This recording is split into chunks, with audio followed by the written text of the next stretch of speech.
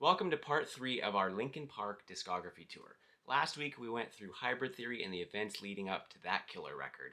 This week we're going to dig into their sophomore album, Meteora. But first, if you like this video, don't forget to like, comment, subscribe so we can keep building the community. We'd love to see you be here and be a part of it.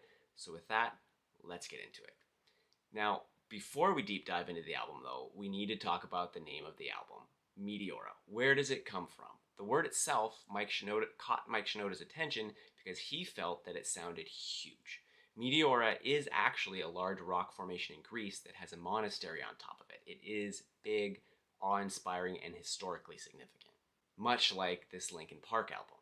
Mike Shinoda is quoted as saying, "When we saw the name Meteora, we liked it because it was epic and cinematic, powerful and dynamic. That's what we wanted our album to sound like," which is what they achieved. One of the cool things about the multimedia surrounding the record is we get to hear a bit of how the band collaborates with each other. On their DVD, The Making of Meteora, they talk about how Chester wrote the intro to the song Somewhere I Belong.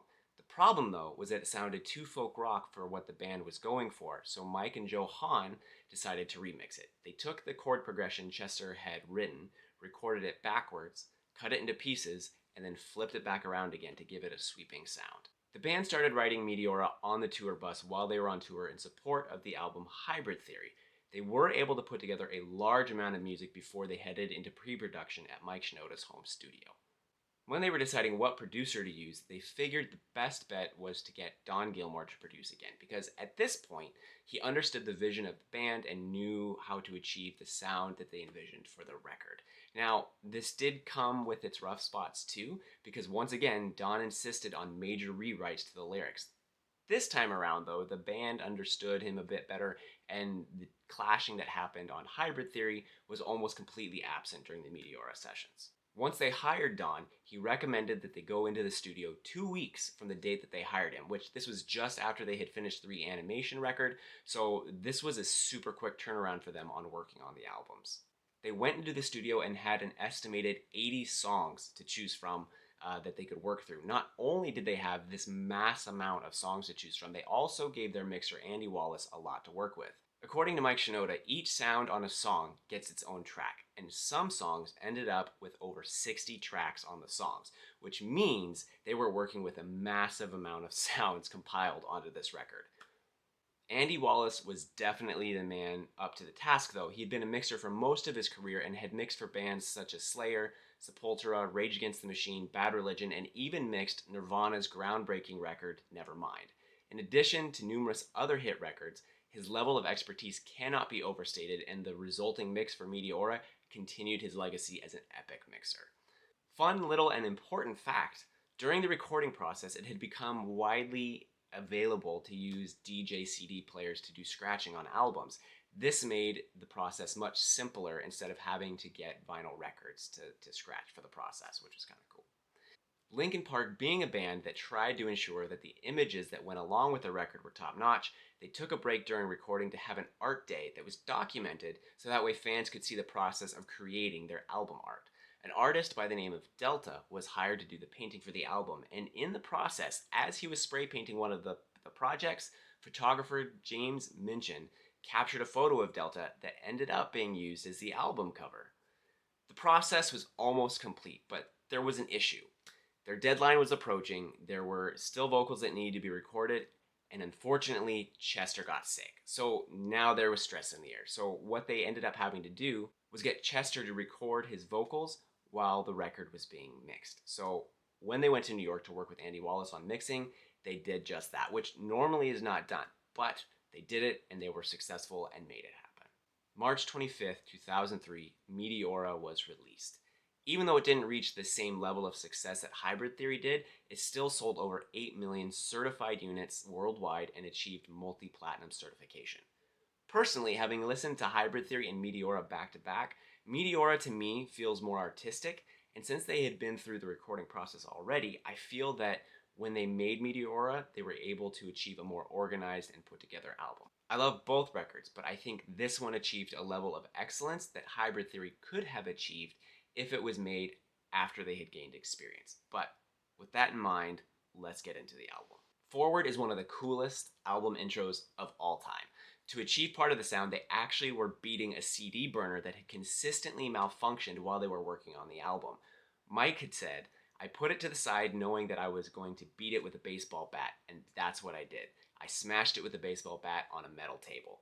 But what makes it cool isn't just the sound of it, but how well it blends into the first full song on the record, Don't Stay. Don't Stay is about losing yourself because you trusted someone and you just wanted them to leave so you could have yourself back, because they had their shot and didn't apologize for what they did.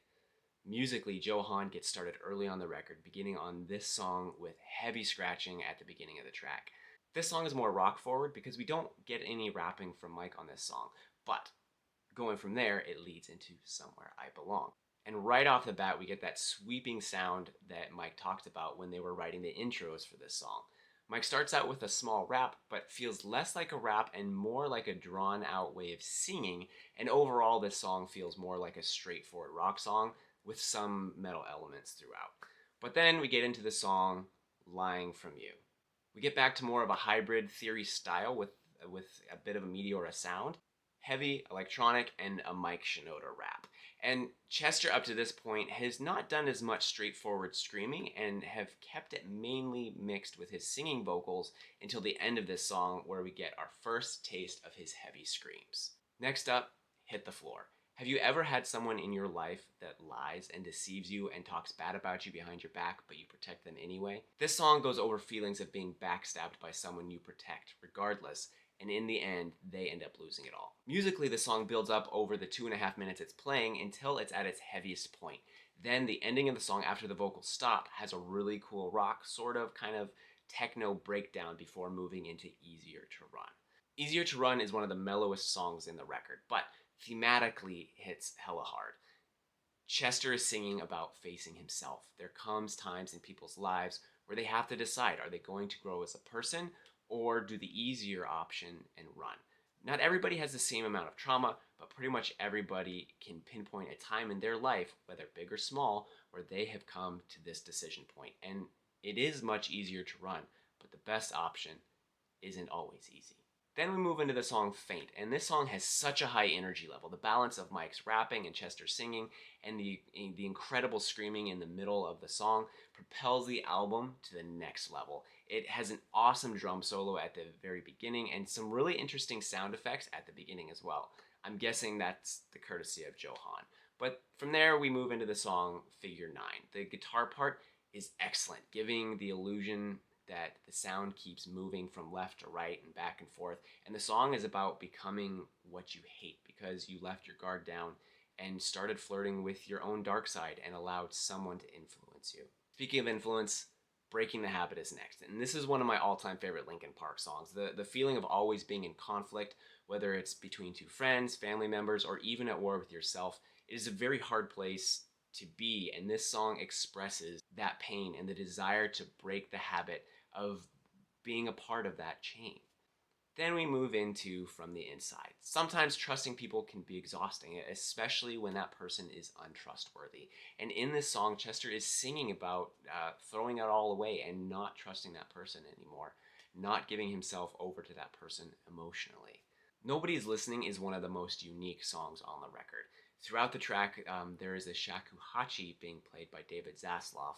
The shakuhachi is a type of flute that is played in traditional Japanese music, and in Nobody's Listening is played alongside a drum beat with occasional scratches from Joe Hahn.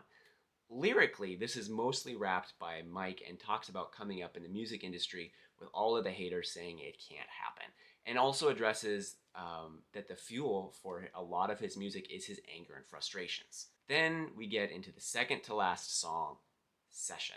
Session is an instrumental similar in thought to Cure for the Itch from Hybrid Theory, where it features the talents of Joe Hahn, but it also really showcases the drumming ability of Rob Borden and really is a great song for just stepping outside your mind and getting lost in the beat. And finally, the record ends out with the song Numb. The song Numb finishes out the album with a straightforward rock song and no rapping and minimal techno pieces. Lyrically, it addresses someone having high expectations of you and being overbearing, and then being disappointed when you decide that you want to be your own person and do things your way. But ultimately, Chester is singing about being tired of trying to be what people expect and wanting to just become our own person. An excellent theme to end the album on, in my personal opinion. Overall, I find Meteora to be more dynamic than Hybrid Theory. Where Hybrid Theory was an awesome introduction to who Linkin Park is, Meteora gets down to the bare bones of their musical ability.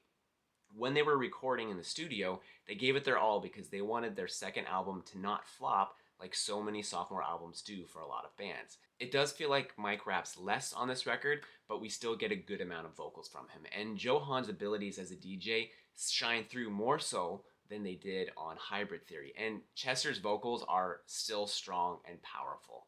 So we get a balanced range of rock, rap, and techno with everything blending together flawlessly. Even though Meteora can be categorized in the same genre as Hybrid Theory technically, I don't really feel that you can compare the two by the same standard. A big part of that is because the circumstances surrounding each album's recordings were completely different. But also, they are quite different from each other as far as the musical aesthetic goes. They don't feel the same. So, in my opinion, you can't objectively place one higher than the other. It all comes down to a person's preference because when you look at them side by side, there is no clear winner. But which one do you prefer? Let me know down in the comments. Don't forget to like, comment, subscribe. It really helps the channel and the community grow. And don't forget to come to our live stream this weekend. And thank you for joining us. We'll see you here next week for album number 3, Minutes to Midnight.